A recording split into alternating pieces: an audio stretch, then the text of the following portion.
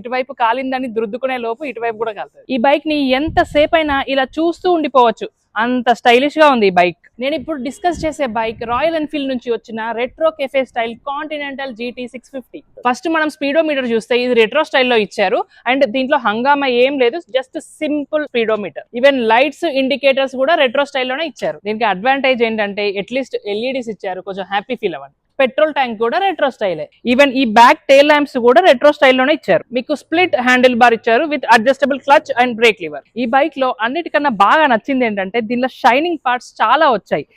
ఇది షైనింగే, ఇది షైనింగే, ఇది షైనింగే అండ్ సైలెన్సర్ కూడా షైనింగ్. ఈ బైక్ లో ఇంటర్సెప్టర్ లో అండ్ సూపర్ మీటియర్ లో అన్నిట్లలో ఉన్నది same 650cc twin cylinder engine. కానీ ఈ మూడు బైక్ లో మెయిన్ డిఫరెన్స్ ఏంటంటే డిఫరెంట్ సీటింగ్ పొజిషన్ తోటి వస్తాయి. దీనికేమో ఇక్కడ, ఇంటర్సెప్టర్ కేమో మిడిల్ లో అండ్ సూపర్ మీటియర్ కేమో ఇక్కడ ముందుకు వస్తుంది. దీనిలో నాకు కొంచెం ప్రాబ్లం కనిపించింది ఏంటంటే దీని seating position both for rider and pillion. Obvious గా ఇది పెద్ద ఇంజన్ కాబట్టి హీట్ అనేది ఎక్కువే ఉంటది, కానీ సిటీలో మాత్రం చాలా ఇబ్బంది పెడుతుంది. లాంగ్ డ్రైవ్ లో మాత్రం బానే ఉంటుంది. దీనిలో ఇంకో పెద్ద ప్రాబ్లం ఏంటంటే వెనకాల కూర్చున్న వాళ్ళు దిగేటప్పుడు జాగ్రత్త, దిగకపోతే ఇటువైపు బాగా కాలుతుంది.